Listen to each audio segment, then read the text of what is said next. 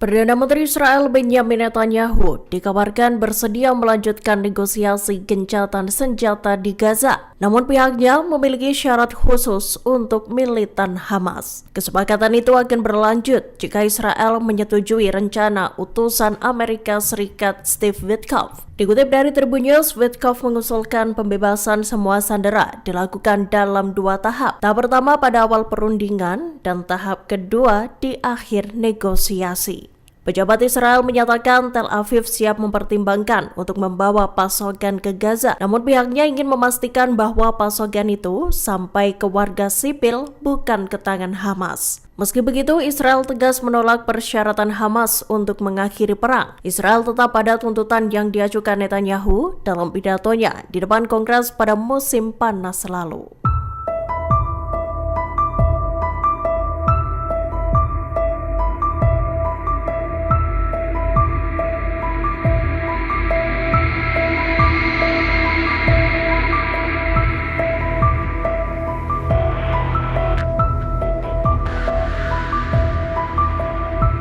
Perdana Menteri Israel Benjamin Netanyahu mengumumkan bahwa militernya berhasil menguasai koridor Morak di Gaza. Dalam pengumuman yang disampaikan pada Rabu 2 April 2025 itu, Netanyahu menjelaskan bahwa langkah tersebut merupakan bagian dari upaya Israel untuk memperkuat kendali mereka atas wilayah tersebut. Koridor Morak diambil alih dan diubah menjadi koridor Philadelphia tambahan. Perdana Menteri Israel Netanyahu menyebut IDF berusaha mengamankan koridor Morak pada Selasa 1 April 2025.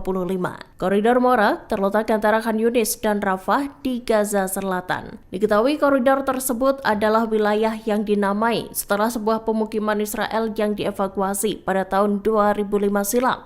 Militer Israel menekankan aksi mereka itu bertujuan untuk mendesak Hamas. Netanyahu juga sesumbar bahwa dirinya bisa membebaskan puluhan sandera Israel yang masih tertawan di Gaza.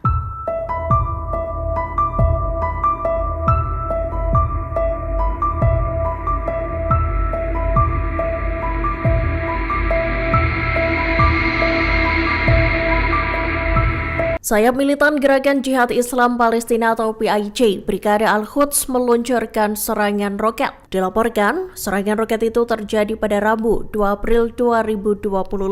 Roket tersebut menarget pemukiman kota Sderot, pemukiman Nir Am, dan Kfar Aza. Sirene peringatan menggema di pemukiman tersebut. Dikutip dari Al-Mayadin, 2 roket yang disebut melesat dari Gaza diklaim berhasil dicegat. Peluncuran roket itu terjadi seusai Israel mengumumkan akan memperluas invasinya di jalur Gaza. Pengumuman tersebut juga menyusul pengeboman hebat di sejumlah wilayah. Menurut media Israel, pasukan Zionis berupaya mengepung kota Rafah.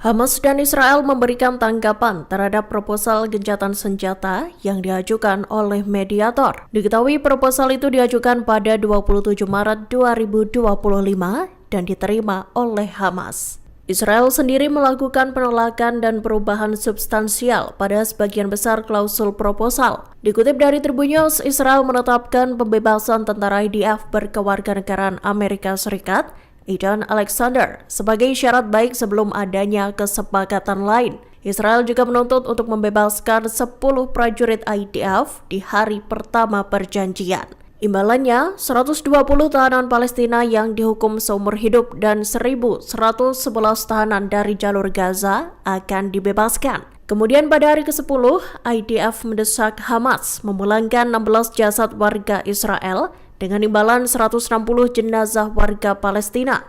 IDF juga menegaskan bahwa jangka waktu perjanjian tak lebih dari 40 hari. Hamas lantas menganggap hal tersebut sebagai pelanggaran nyata terhadap usulan mediator. Militan Palestina itu menegaskan tak akan menanggapi usulan terbaru Israel.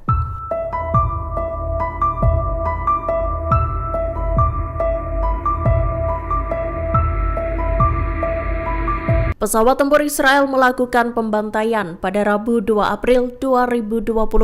Mereka menjatuhkan bom tepat di sebuah klinik UNRWA yang menampung para pengungsi dari kamp Jabalia. Kementerian Kesehatan Gaza mengonfirmasi sedikitnya 19 warga Palestina tewas. Api tampak berkobar membakar sudut klinik. Dikutip dari Palestine Chronicles, serangan udara dan tembakan artileri dilesatkan Israel sejak fajar. Warga di jalur Gaza Selatan dan Tengah menjadi korban luka dan 50 lainnya tewas. Di antara serangan itu, pengeboman rumah di pusat Khan Yunis turut menyebabkan tewasnya 12 warga Palestina.